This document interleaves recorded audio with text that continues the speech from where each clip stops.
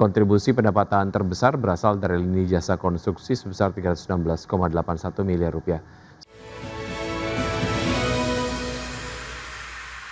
PT Waskita Beton Precast Tbk atau WSBP terus meningkatkan kontribusi dalam pembangunan infrastruktur nasional seiring upaya memperkuat kinerja perusahaan. Ya, pada semester pertama tahun 2026, perseroan membukukan pendapatan usaha sebesar 808,07 miliar rupiah dari 3 lini bisnis utama.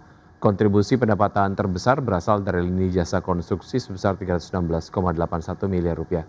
Sementara itu, bisnis beton precast menyumbang 310,3 miliar rupiah dan ready mix serta quarry sebesar 180,95 miliar rupiah. Kontribusi tersebut didukung oleh penyelesaian berbagai proyek strategis di berbagai wilayah di Indonesia.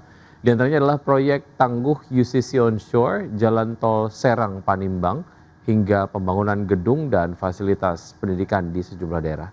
Perseroan menegaskan seluruh proyek dikerjakan dengan mengutamakan kualitas, ketepatan waktu, serta keselamatan kerja. Di sisi operasional, WSBP berhasil menurunkan beban umum dan administrasi sebesar 16% dibandingkan dengan periode yang sama tahun lalu. Perseroan juga menekan beban non-contributing plan dari 17,74 miliar rupiah menjadi 5,31 miliar rupiah melalui optimalisasi fasilitas produksi.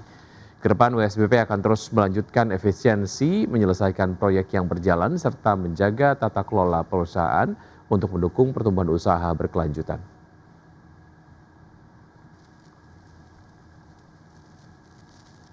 PT Jababeka Tbk tetap optimistis mencapai target marketing sales sebesar 3,75 triliun rupiah sepanjang 2026 meskipun kondisi ekonomi global masih dibayangi ketidakpastian.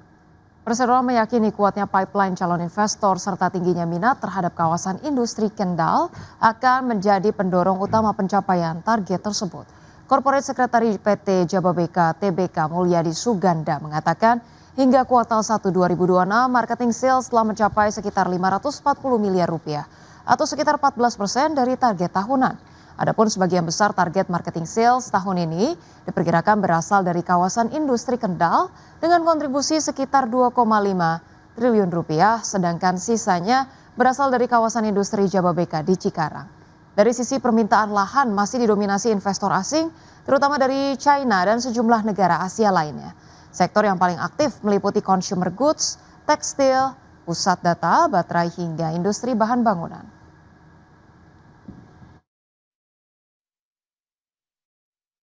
Presiden Prabowo Subianto meresmikan groundbreaking proyek LNG Abadi Masela senilai 20,9 miliar dolar Amerika Serikat atau sekitar 355 triliun rupiah.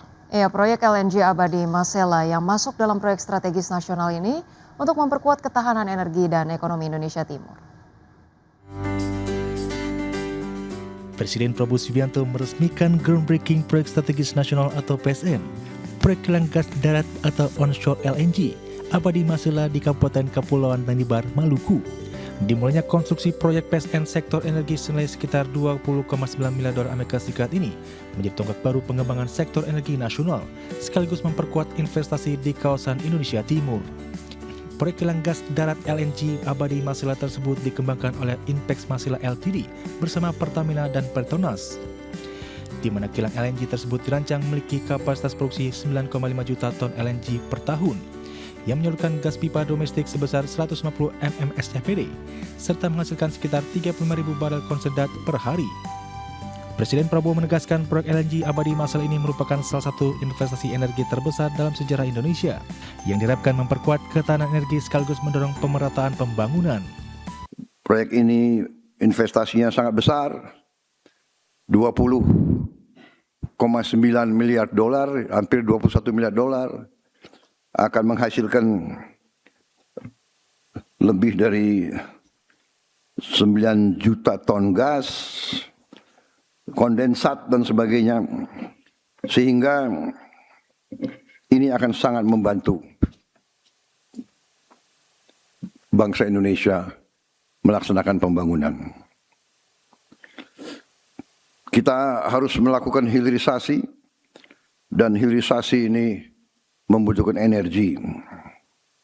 Energi kita sangat banyak, hanya ada 2-3 tahun masa transisi, dan kebetulan di tengah dunia yang penuh bahaya sekarang, Indonesia cukup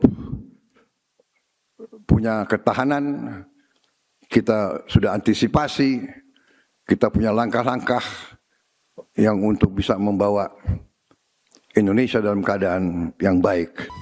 Presiden menambahkan keberadaan LNG abadi masal ini akan menjadi katalis pertumbuhan ekonomi di Indonesia Timur yang diperkirakan berkontribusi sekitar 137,7 miliar dolar Amerika Serikat terhadap produk domestik bruto nasional hingga tahun 2055. Selain itu, proyek LNG abadi masal ini juga akan mendorong tumbuhnya industri pendukung, memperluas peluang usaha bagi UMKM serta membuka kesempatan kerja yang luas dengan mengutamakan tenaga kerja lokal dari Maluku dan Kabupaten Kepulauan Tanimbar. Tim Liputan IDX Channel.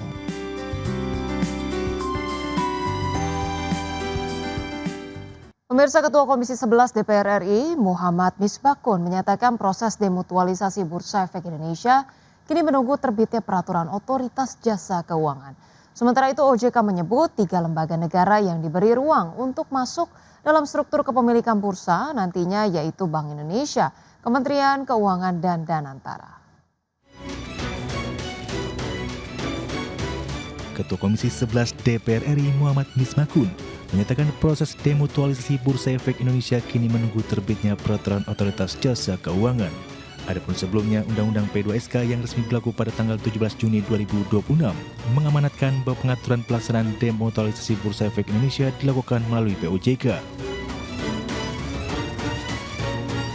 Kepala Eksekutif Pengawas Pasar Modal, Keuangan Derivatif dan Bursa Karbon OJK Hasan Fauzi menjelaskan, sebelumnya aturan mengenai demutualisasi Bursa Efek Indonesia direncanakan melalui peraturan pemerintah yang disusun oleh Kementerian Keuangan.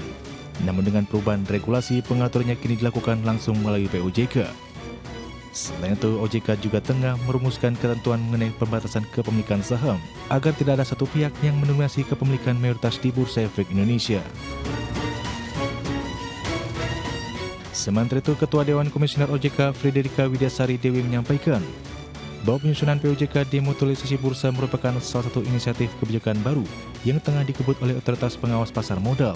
Ia juga menyebut Undang-Undang P2SK terbaru secara eksplisit menyebutkan 3 lembaga negara yang diberi ruang untuk masuk dalam struktur kepemilikan bursa nantinya, yaitu Bank Indonesia, Kementerian Keuangan, dan Danantara. Berbagai sumber untuk IDX Channel. Pemirsa, jumlah warga Amerika Serikat yang mengajukan klaim baru tunjangan pengangguran turun pada pekan lalu. Kondisi ini menunjukkan pasar tenaga kerja masih relatif stabil meski laju perekrutan dan pemutusan hubungan kerja atau PHK berlangsung melambat. Departemen Tenaga Kerja melaporkan klaim awal tunjangan pengangguran turun 8.000 menjadi 208.000 yang telah disesuaikan secara musiman pada pekan yang berakhir 11 Juli. Penurunan ini terjadi setelah jumlah klaim sempat melonjak pada akhir Mei dan tetap berada di level tinggi hingga pertengahan Juni. Kini klaim kembali ke kisaran yang menurut ekonom mencerminkan kondisi pasar tenaga kerja dengan pola slow hire, slow fire, yakni perekrutan maupun PHK sama-sama berlangsung secara lambat. Data tersebut memperkuat pandangan bahwa pasar tenaga kerja Amerika Serikat masih bertahan dalam kondisi stabil meski aktivitas perekrutan belum kembali meningkat secara signifikan. Stabilnya pasar kerja menjadi salah satu faktor yang terus dipantau The Federal Reserve dalam menentukan arah kebijakan suku bunga ke depan.